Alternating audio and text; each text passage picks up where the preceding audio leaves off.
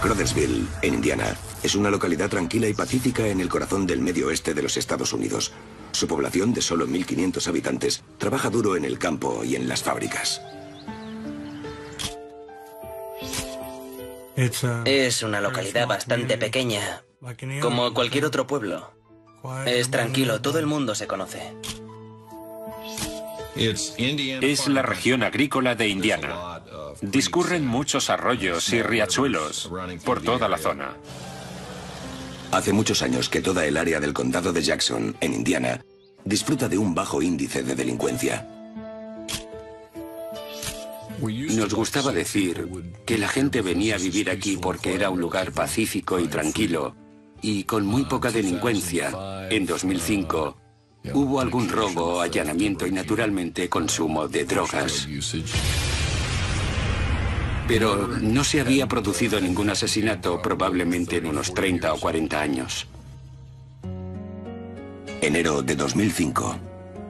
Al oeste de la localidad viven John Neese y su esposa Angie con sus dos hijas, Jessica y Caitlin. A la pequeña de la familia, de 10 años, la llamaban Katie y era conocida en el barrio por su naturaleza extrovertida, su amplia sonrisa y por lo mucho que quería a su perro. Le encantaba pintar, jugar, montar en bicicleta, jugar con el perro y con sus amigos. Katie era como cualquier niña de 10 años. Le gustaba jugar. Era una niña respetuosa y feliz. Era una chiquilla de 10 años, alegre, muy extrovertida y sociable. Jamás hubo nadie a quien no le cayera bien. 25 de enero de 2005. Comienza el día para Katie cuando su padre, John, la lleva en coche a la escuela. La dejé allí y le dije que la quería y que nos veríamos por la noche.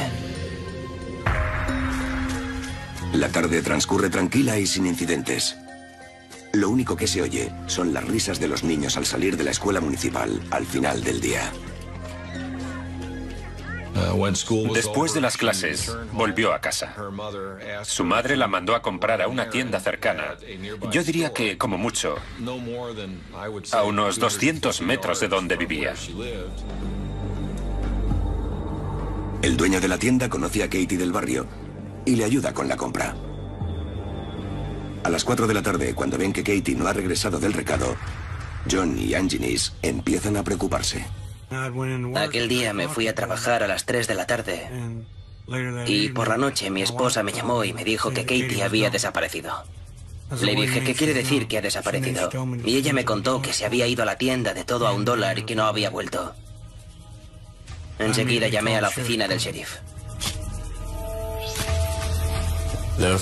La información recibida inicialmente fue que la habían visto por última vez saliendo de la tienda y que se dirigía hacia la calle Converter de Crothersville. Eso fue alrededor de las 4 de la tarde. Y desde entonces nadie la había visto. La policía envía de inmediato a grupos de búsqueda tras la pista de Katie Coleman. Su respuesta fue salir a peinar la zona para ver si podían localizarla. Y se involucraron tanto la oficina del sheriff del condado de Jackson como la policía del estado de Indiana. La noticia de la desaparición de Katie se propaga rápidamente entre los habitantes de Crothersville. Reaccionaron del modo que se puede esperar ante la desaparición de una niña. Hubo una gran conmoción e inmediatamente se organizaron grupos vecinales para intentar encontrar a Katie. Todo el mundo se implicó. Estaban preocupados por Katie y querían encontrarla. Cada vez que recibíamos más pistas, solía ir yo personalmente a su casa y hablaba sobre todo con John Neese, que me daba más información e ideas de dónde podría estar o con quién. Lo primero que pensé fue que seguramente se habría escapado. La policía habla con John y Angie Neese, que insisten en que su hija menor nunca se escaparía de casa. Tenía unos padres que la querían mucho. Su familia se preocupaba por ella. A medida que avanza la noche, el miedo por la desaparición de Katie se apodera de toda la localidad. En casa de los Neese, John y Angie se enfrentan a las peores pesadillas de todo padre. Le dije a mi esposa que se quedara cerca del teléfono porque Katie se sabía el número. Podía estar en casa de alguna amiga. Tal vez se había quedado allí a dormir y aparecería en el colegio a la mañana siguiente. Le dije que por si acaso permaneciera al lado del teléfono. Yo estaba muy angustiado. Era mi hija y no sabía dónde estaba. Angie espera con ansiedad en casa, mientras los equipos de búsqueda intentan encontrar signos de Katie. Los vecinos se volcaron en cuerpo y alma en buscar a Katie y en prestar apoyo a su familia. Se usó el parque de bomberos como centro neurálgico de la investigación. Y la gente llevaba todo tipo de provisiones para los participantes en la búsqueda. Durante las siguientes 48 horas, los equipos trabajan día y noche en busca de Katie Coleman. Mucha gente se pasó horas sin dormir buscando a Katie. Miramos prácticamente por todas partes. Empecé por algunas zonas que todavía no se habían comprobado. Cogí una foto de ella y la fui enseñando a otros vecindarios más alejados. Iba preguntando a la gente, buscando posibles pistas a cualquiera que hubiera podido verla. 27 de enero. Sin suerte y con pocas pistas, el FBI entra en escena. A la cabeza de la investigación está el agente especial Tony Seidel. Habilitamos un teléfono de colaboración ciudadana. En cuanto el FBI se sumó a la investigación, se declaró una alerta ámbar. Llegaba una gran cantidad de información ciudadana que había que verificar. El agente Seidel reúne información para intentar reconstruir los movimientos de Katie en la tarde de su desaparición. Durante la investigación llegamos a la conclusión de que se detuvo en un edificio de viviendas que se encontraba en el camino que habría recorrido. Fue a la tienda, regresó por el mismo camino y volvió al mismo bloque. La policía descubre que Katie fue a ese bloque cercano a ver a unos amigos de la escuela poco después de las 4. Las autoridades creen que esa fue la última vez que alguien la vio. Mientras, siguen llegando pistas de la ciudadanía.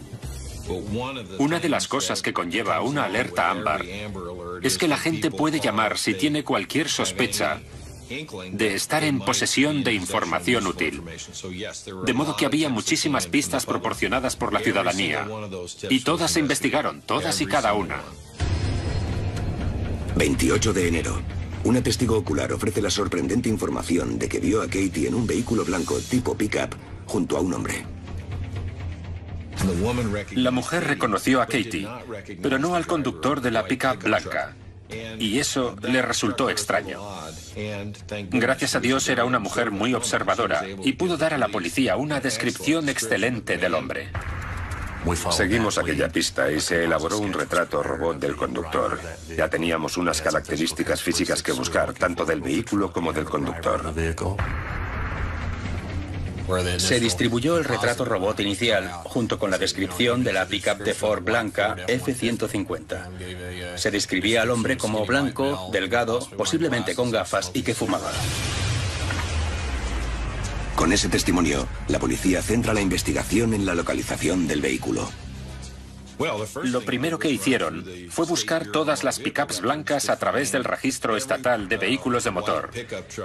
Y luego localizaron a los propietarios para hablar con ellos sobre lo sucedido. La policía difunde el retrato robot a los medios. Y la imagen del hombre blanco y delgado aparece en las noticias de la televisión y los periódicos de todo el estado. Las autoridades interrogan a varios hombres que encajan con la descripción, pero en ningún caso pueden establecer relación con el crimen. La policía no quiere perder las esperanzas, pero comienza a temer lo peor. Tienes esa sensación de que aquello no pinta nada bien.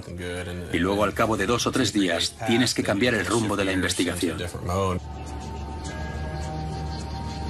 Mi reacción inicial fue pensar que debía de estar con una amiga o que tal vez se enfadó por algo y se escapó y estaba escondida en algún lugar de por allí y que aparecería al cabo de un par de días. Pero cuando vi que eso no ocurría, parecía evidente que algo malo le había sucedido. La magnitud y el alcance de la investigación se extienden.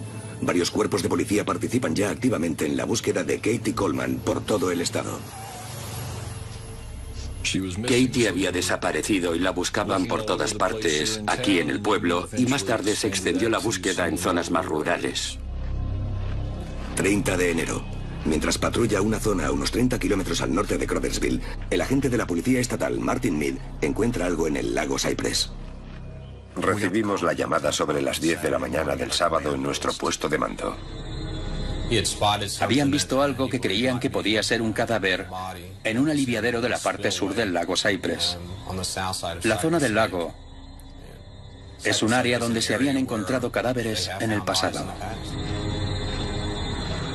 Lo que empieza como una inspección de rutina de la zona desemboca en el descubrimiento del asesinato más sobrecogedor que los habitantes de Crothersville han visto en más de 40 años. 30 de enero de 2005. Crothersville, Indiana. Katie Coleman, de 10 años, lleva 5 días desaparecida. El FBI ha emitido una alerta ámbar, mientras que la policía local continúa trabajando sin cesar, siguiendo pistas y procesando información de la ciudadanía. Mientras patrulla una zona a unos 30 kilómetros al norte de Crothersville, el agente de la policía estatal, Martin Mead, encuentra algo en el lago Cypress. Las autoridades no tardan en llegar a la escena. Me acerqué a Marty y me señaló lo que estaba mirando. Era muy difícil de ver. La ropa del cadáver era similar a la que llevaba Katie. El cuerpo parecía tener su misma estatura. Según la descripción de cómo iba la última vez que se la vio, llevaba un abrigo de color azul claro. Y eso era lo que se veía en el agua. Cuando los buzos de la policía estatal se sumergieron en el agua y sacaron el cuerpo de Katie, se confirmó que era ella. Fue algo muy triste. Toda la gente que estaba ahí tenía los ojos empañados de lágrimas, yo incluido. El trágico descubrimiento del cadáver de Katie cierra un capítulo de la investigación con un crimen atroz y obliga a la policía a cambiar su enfoque. Hubo que dar un giro total y abrir una investigación por homicidio para averiguar quién había hecho aquello. Combatiendo el clima frío de enero, la policía trabaja de forma rápida y eficiente para preservar el área y documentar todos los elementos de la escena del crimen, tal y como se encuentran. Tenía una pequeña cámara con la que hice algunas fotos de la composición de la escena. Un especialista en pruebas vino también a hacer fotos. El criminalista Chris Lewis es uno de los primeros en llegar al lugar. Parte del trabajo de un criminalista es documentar la escena del crimen, lo que incluye fotografiarla y grabarla en vídeo, de modo que pueda recrearse la escena en otro lugar para otras personas. Es necesario documentar exactamente dónde estaba el cuerpo y la posición y el estado del cadáver. Seguía completamente vestida. Y yo no recuerdo haber visto ninguna lesión externa, ni heridas de arma blanca, ni orificios de bala, ni nada semejante. El agente especial Tony Seidel dirige un equipo de expertos que recopila pruebas físicas. Los especialistas en pruebas de la Policía del Estado de Indiana recogieron una gran cantidad de escombros del camino que llevaba al lago Cypress. Pasaron horas peinando las inmediaciones en busca de cualquier cosa que pudieran haber tirado y que pudiera relacionar a Katie con la escena del crimen o con las personas responsables de depositarla allí. Al tratarse de una zona pública, con acceso a las 24 horas, allí había una gran cantidad de pruebas potenciales. Lo que una persona normal podría considerar basura: latas de refresco, de cerveza, pajitas, colillas de cigarrillos, documentos, recibos de cajero automático. Se recogió todo, se catalogó, fotografió y se anotó dónde se había encontrado. Se hizo un trabajo muy profesional y minucioso de todo lo que se había recogido, ya que, como luego resultó, se harían pruebas de ADN en todos los objetos que parecían apropiados. La brutalidad del asesinato de Katie hace estremecer incluso a los oficiales más veteranos. El hecho de sacar el cadáver del agua con las manos atadas a la espalda fue algo muy abrumador para los investigadores, incluso para los especialistas en pruebas. Ya sé que suelen ver muchas cosas horribles, pero sus rostros estaban desencajados.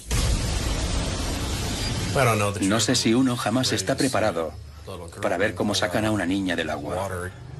Creo que en un principio te aferras a la esperanza de que tal vez siga con vida y de que puedas devolverla a sus padres. Pero después ves cómo va saliendo su cuerpo del agua y te das cuenta de que tiene las manos atadas a la espalda. La noticia del descubrimiento del cadáver de Katie se extiende como la pólvora por la localidad.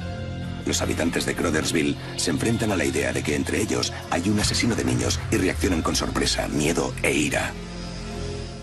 La gente estaba furiosa. Sus compañeros de clase estaban muy afectados, así como los padres de otros niños. Cuando se vive en un lugar pequeño como ese, se tiene cierta sensación de seguridad, de que tal vez se secuestran y asesinan niños en otros lugares, pero que eso no sucede en Crothersville, Indiana. No sé cómo se puede hacer frente a la pérdida de un hijo, y mucho menos al asesinato de un niño. El FBI vino a casa junto con el jefe de la policía local y nos informaron de que habían encontrado un cadáver. Se me cayó el alma a los pies. A decir verdad, quería morirme. Pero entonces sentí la necesidad de saber quién había sido. Los medios de todo el condado se trasladan a Crothersville para captar la historia del asesino de la colegiala. La población se siente abrumada por esa repentina atención. La cobertura fue algo inaudito. Esta es una localidad pequeña y ocasionalmente puede aparecer en alguna noticia a nivel regional. Pero teníamos aquí filmando a todas las cadenas de televisión desde Kentucky a Indianápolis, con sus camiones y todo. La noticia se filtró a los medios. Ya habíamos hablado de lo que se iba a declarar públicamente. Hubo una rueda de prensa formal ese mismo día. Las declaraciones se limitaron a que se había encontrado un cadáver, el lugar del descubrimiento y que la investigación continuaba abierta. En el laboratorio forense del estado de Kentucky, los médicos forenses realizan una extensa autopsia del cadáver de Katie. Los resultados proporcionan algunas pistas cruciales sobre el misterio que rodea su asesinato. Sabemos que la causa de la muerte fue ahogamiento, lo cual significa que la escena del asesinato no es otra que el mismo lago Cypress. El informe de la autopsia contiene más datos clave que ayudan a reconstruir el rompecabezas. Se examinó su cadáver en busca de pruebas en forma de pelos o fibras. Durante la autopsia, se recogieron fibras rojas del torso de Katie Coleman. Se recoge y se cataloga cada prueba microscópica. Pero el descubrimiento más importante en el informe de la autopsia resulta a la vez preocupante y revelador. En la autopsia se recogieron muestras que indicaban presencia de semen, por lo que supimos que había sufrido abusos sexuales.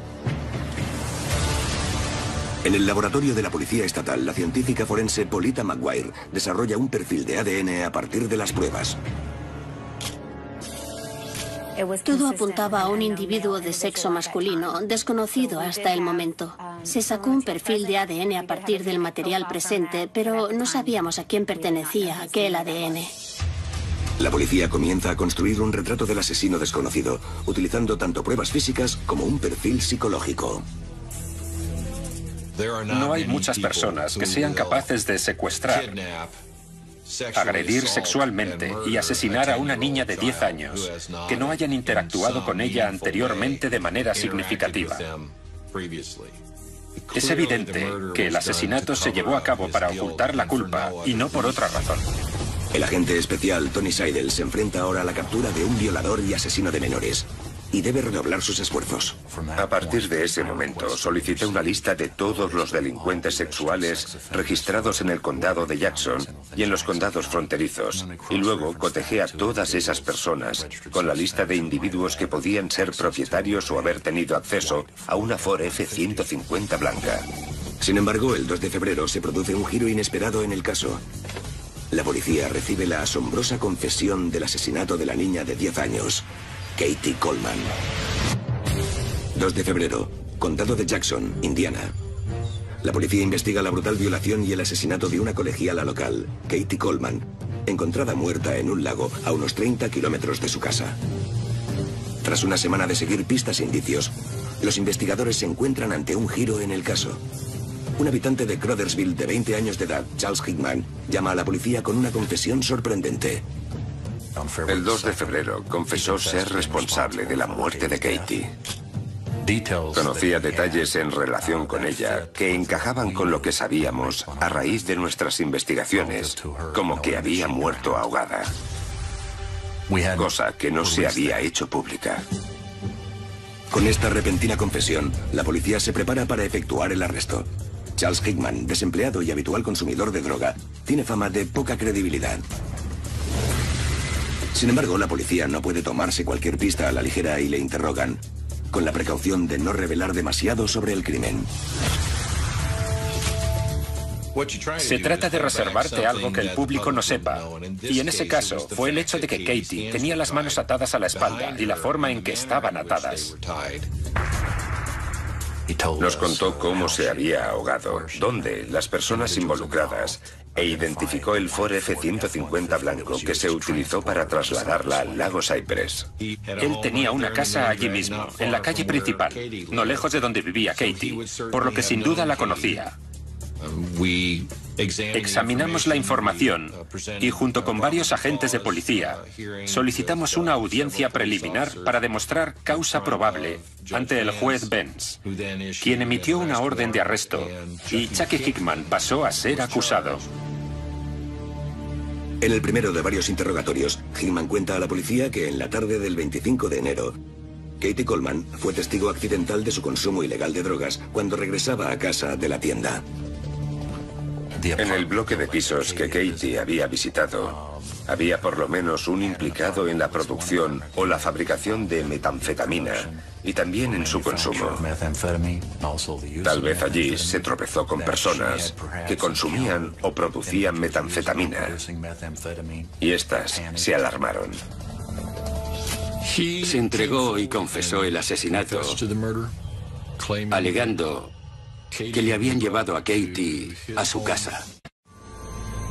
Hickman cuenta a sus interrogadores que él y sus amigos le habían atado las manos a la espalda para intimidarla y que no fuera a la policía. Afirmó que la había llevado al lago Cypress esencialmente para asustarla. No recordaba si la niña había caído al lago o si él la había empujado accidentalmente. Y murió por esa causa. La versión de Hickman era que se había caído accidentalmente y se ahogó, lo cual encajaba con la forma en que apareció el cuerpo. La policía comienza a preparar el caso contra Charles Hickman, recopilando pruebas. Él frecuentaba el bloque de pisos donde sabemos que vieron a Katie por última vez, porque era amigo de unos vecinos de allí, uno de los cuales tenía una F-150 blanca. Pero a pesar de las pruebas de peso, los investigadores comienzan a cuestionar varias incoherencias en la confesión de Hickman. Algunas de las cosas que decía desde el principio no cuadraban. El retrato robot que se hizo poco después de la desaparición tampoco coincidía con Chucky Hickman. Creo que hubo cierta incredulidad porque todo el mundo conocía a Chucky. Había abandonado el instituto, no trabajaba, solo holgazaneaba por ahí. Lo más significativo es que el ADN del cadáver no coincide con la muestra de sangre que Hickman facilita. Es la prueba definitiva e innegable de su inocencia. La policía, frustrada, debe cambiar de nuevo el enfoque de la investigación. Cuando detuvimos a Hickman, pensamos que ya habíamos resuelto el caso. Sin embargo, resultó no ser así. Ni siquiera estábamos cerca. Nos había engañado. Por alguna razón que no alcanzo a entender, tal vez por el deseo precipitado de ver el caso resuelto, se entregó y confesó. Chucky Hitman se lo había inventado todo. Su confesión se basaba en lo que había leído en los periódicos y lo que había visto en la televisión. Ese era probablemente otro de los grandes interrogantes de toda esta tragedia. ¿Por qué confesar un asesinato que no se había cometido? Al final, a Charles Chucky Hickman se le levantan todos los cargos relacionados con el asesinato de Katie Coleman. La reacción entre los habitantes de Crothersville oscila entre el shock y la ira. Yo estaba fuera de mí. No podía creer que tuviéramos la confesión de una persona que había asesinado a una niña de 10 años y que luego te dijeran que no había sido él quien la había matado. El asesino de menores aún anda suelto y el terror sigue apoderándose de la pequeña localidad de Indiana. Todo el mundo empezó a vigilar más de cerca a sus hijos, porque se dieron cuenta de lo frágil que es la paz y de lo delgada que es la línea que separa la seguridad de sus hijos de una muerte brutal y sanguinaria. Con la presión de recuperar el tiempo perdido, las autoridades siguen investigando a los conductores de pickups blancas y procesando las pruebas recogidas en la escena del crimen. Analicé más de 300 pruebas. La cantidad real era abrumadora, porque habíamos tenido muchas pistas diferentes y que apuntaban en direcciones muy distintas. La prueba de ADN suele ser infalible, ya que no hay dos personas con el mismo ADN, a excepción de los gemelos idénticos. Los científicos forenses centran sus esfuerzos en los rastros de ADN de las colillas encontradas en la zona donde se descubrió el cadáver de Katie. Se recogieron 10 colillas de la escena del crimen. Nos plantearon que probáramos con el par más cercano al cuerpo de Katie. Pero la diferencia entre 2 y 10 colillas para un analista de ADN es mínima. Yo prefería analizarlas todas. Los resultados de una de ellas coincidían con el material seminal encontrado en el cuerpo de Katie. Y al final resultó ser una de las más alejadas de su cadáver. Ese fue un gran avance por varios motivos. Situaba a la persona que abusó de Katie en el lugar donde fue asesinada. Lo que no sabíamos era quién había cometido el crimen. El cigarrillo, cuyo ADN coincidía, es una marca poco habitual, que solo se vende en tiendas especializadas. Era una marca que yo no conocía. Hablé con otros investigadores y ellos tampoco. De modo que nos pusimos en contacto con el fabricante y averiguamos que tenía 4 distribuidores en la zona. Les informamos y les pedimos su colaboración. Me reuní con los responsables de las tiendas y les pedí que me llamaran si alguien pedía cigarrillos Roger.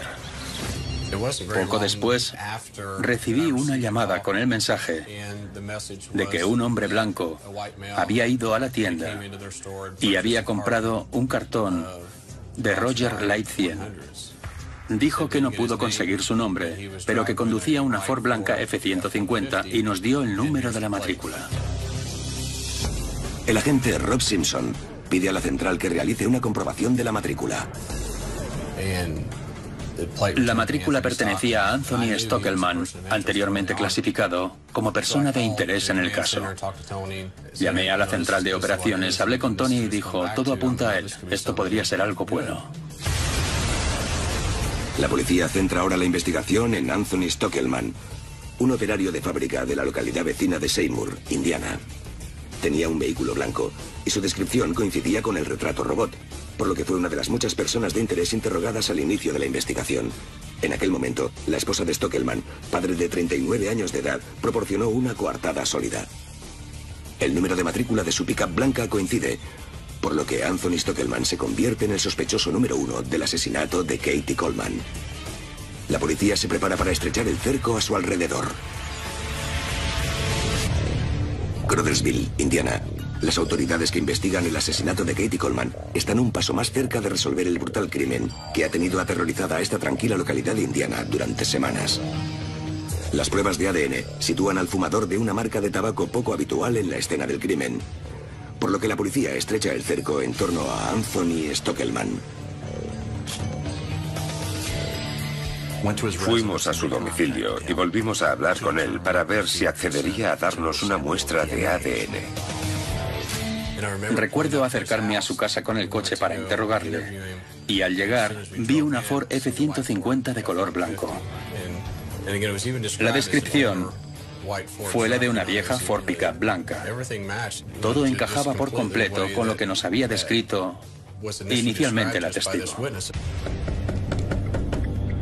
Creo que le sorprendió que volviéramos. Pensaba que estaba libre de sospecha. Sabía que había habido un arresto y una confesión y creyó que estaba a salvo.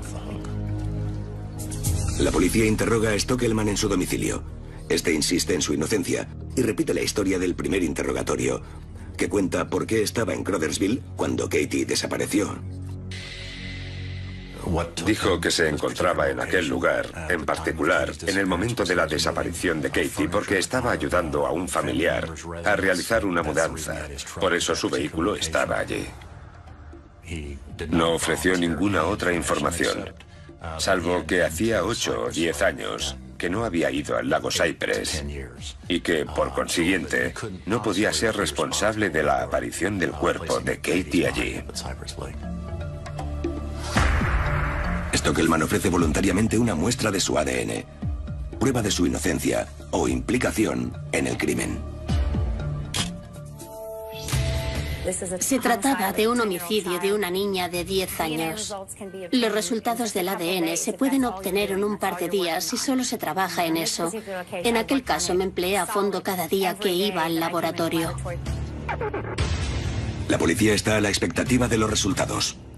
Con tan solo los resultados del ADN, podrían ahorrarse meses de ardua investigación policial. La espera es tensa. La gente no puede entrar en el laboratorio de ADN, sino que aguarda fuera los resultados. Todos querían saber si habíamos resuelto el caso después de haberlo probado con 73 individuos. 2 días más tarde los llamé y dije, tenemos una coincidencia. Sentí un escalofrío cuando dijo, hemos atrapado a ese tipo. Solo por su aspecto ya sabías que era él. El agente Seidel contacta con el fiscal del condado, Stephen Pearson, para organizar la solicitud de arresto de Stockelman. Como prueba definitiva de su implicación en el asesinato, Seidel lleva a cabo un experimento con la colilla de la rara marca de tabaco encontrada en la escena del crimen. En un intento de desmentir la coartada de Stockelman, Tony Seidel llevó a cabo un experimento en el que expuso a la intemperie unas colillas en la misma zona y en la misma época del año. Yo ya sabía por el fabricante que solo se comercializaban en la zona desde hacía unos 5 años. También había llegado a la conclusión de que el cigarrillo no habría podido sobrevivir a la intemperie durante 8 o 10 años, que las colillas se habrían degradado hasta un extremo irrecuperable. Con la orden de arresto en la mano, la policía se prepara para detener a Anthony Stockelman. El agente estatal Rob Simpson y el agente especial del FBI, Tony Seidel, se dirigen al domicilio de Stockelman para arrestarle. Cuando llegamos, no había nadie en la casa. Estábamos esperando allí, observando el lugar, y lo llamé al móvil. El agente Simpson le preguntó dónde estaba porque teníamos que comentar algo con él acerca de su ADN. Respondió que estaba en el club de karate con su hijo. Nos dijo que podíamos ir hasta allí para hablar de nuevo. Y Tony y yo fuimos solos a su encuentro. No queríamos hacer nada que pudiera asustarle. Además, estaba en un gimnasio con otros niños y no sabíamos cómo podía reaccionar. Obviamente creíamos que él había matado a Katie Coleman. Stockelman espera a los oficiales en el aparcamiento del gimnasio. Accede a subir al coche y el agente Rob Simpson arranca y se dirige a otro aparcamiento apartado. Tony estaba sentado en el asiento delantero del acompañante y Anthony Stockelman justo detrás de él. El agente Seidel se volvió hacia él y dijo, dame la mano. Y él así lo hizo. Entonces le agarró de la mano derecha y le dijo, tenemos una orden de arresto contra ti. Quedas detenido por el abuso sexual de Katie Coleman. 7 de abril de 2005. El arresto de Anthony Stockelman se produce sin incidentes y lo encierran en prisión sin derecho a salir bajo fianza. Durante los interrogatorios mantiene que es inocente. No le explicamos que su ADN estaba en el cigarrillo que se había recogido, sino que las muestras se habían encontrado en el cadáver de Katie Coleman. Su reacción fue de incredulidad. Decía que no entendía cómo podían estar en el cuerpo de Katie Coleman si ni siquiera la conocía ni había hablado nunca con ella. Se organiza una rueda de prensa para informar a los medios de la detención y acusación de Stockelman. De nuevo, la pequeña población sufre el asedio de periodistas de todo el país. Sufrimos una invasión de cadenas de televisión y periódicos de grandes ciudades. A veces se convertía en un circo mediático. Enormes camiones con antenas de televisión, cámaras. Todo aquello se convirtió en un espectáculo habitual en Crothersville durante una temporada. Y era algo totalmente nuevo para nosotros. Con el presunto violador y asesino Anthony Stockelman entre rejas, las autoridades se preparan para lo que será un juicio difícil y controvertido. Con la confesión de Charles Hickman de haber cometido el crimen, ¿se sostendrá el caso de la fiscalía ante un tribunal? Anthony Stockelman, un operario de fábrica, espera entre rejas su juicio por la agresión sexual y el asesinato de Katie Coleman, de 10 años de edad. Ya tenía a mi sospechoso. Me puse a preparar el juicio de inmediato, porque inicialmente pedíamos la pena capital, y eso conlleva una cantidad increíble de trabajo. La fiscalía examina detenidamente todas las pruebas para preparar la acusación. Teníamos a una testigo que dijo haber visto a Katie en una Ford F-150 blanca aproximadamente media hora después de su desaparición. El retrato robot era el de Tony Stockelman, un hombre alto, delgado, blanco, de pelo corto y fumador. Por otra parte, la coartada de Stockelman de que estaba ayudando a su madre en una mudanza proporciona a la policía nuevas pruebas de su culpabilidad. El domicilio estaba a 40 metros de donde Katie fue vista por última vez.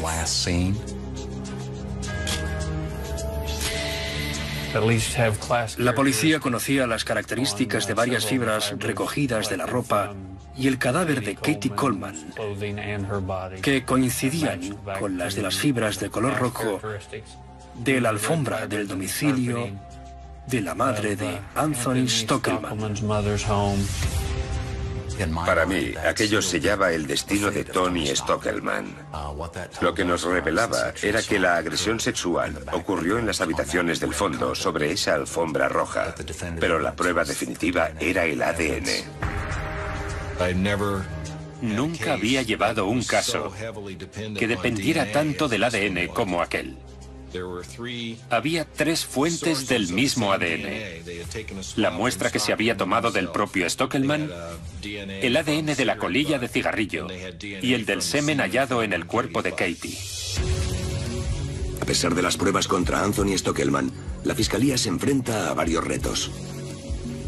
Cuando la policía interrogó por primera vez a Stockelman, su esposa proporcionó una coartada sólida. Al principio ella lo apoyó. Creo que lo dijo literalmente.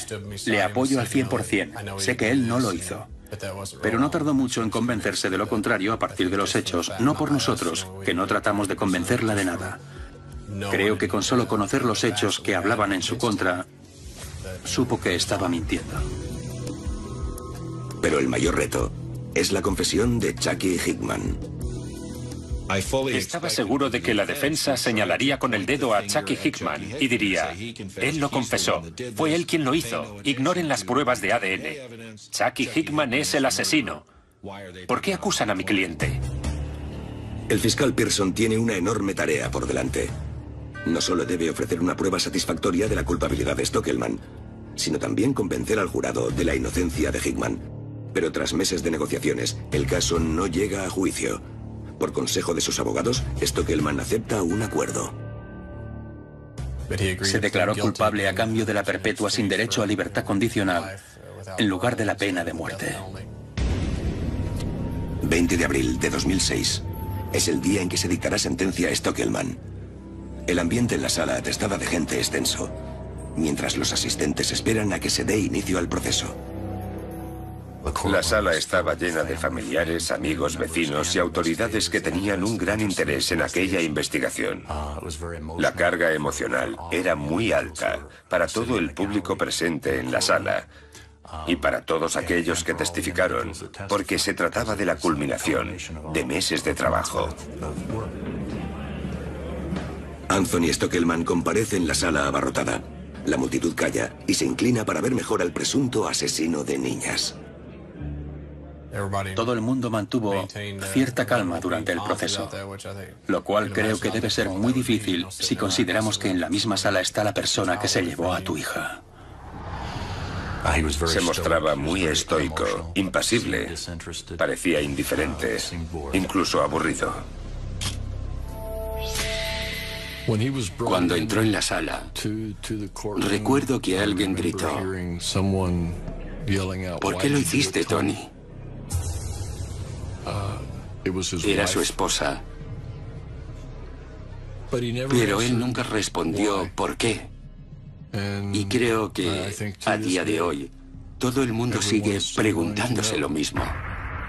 Tras una exposición exhaustiva de los hechos, el juez Benz, presidente del tribunal, escucha al testigo presentado por la acusación, el padre de Katie, John Nice.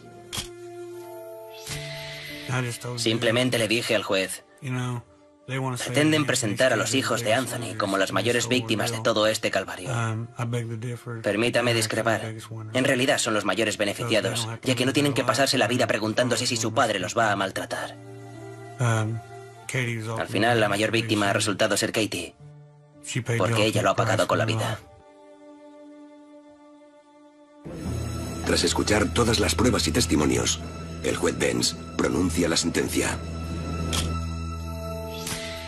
La condena a Stockelman fue perpetua, sin posibilidad de libertad condicional por el asesinato de Katie Coleman y creo que 30 años por abuso de menores. La población reacciona rápidamente ante la sentencia. Hay algunas personas aquí y en otros lugares que piensan que, por el crimen que cometió contra una niña de 10 años, tendría que haber sido condenado a muerte. Sin embargo, yo opino que a veces hay cosas peores que la muerte. Como abusador de menores declarado, dentro de la cárcel existe algo llamado justicia penitenciaria. Es rápida, es habitual y no hay un tribunal de apelaciones. La ciudadanía está a salvo. El señor Stockelman no va a salir. Y la familia Nice está en paz. Su vida en el mundo libre se acabó.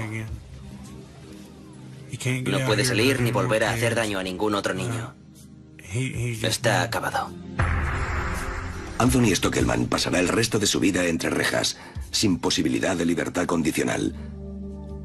Para muchos, la vida en esta tranquila localidad de Indiana nunca volverá a ser igual. Habíamos tenido asesinatos, pero eran muy poco frecuentes y concernían adultos. Aquello le ocurrió a una niña de 10 años, y eso implicaba algo diferente, algo más profundo. Nos habían despojado de otra capa de inocencia que solo podíamos reclamar. El caso de Katie Coleman, la alegre pequeña de amplia sonrisa y espíritu generoso, ha dejado una huella duradera en todos los implicados. Cada vez que paso cerca de ese lago, todo me vuelve a la mente.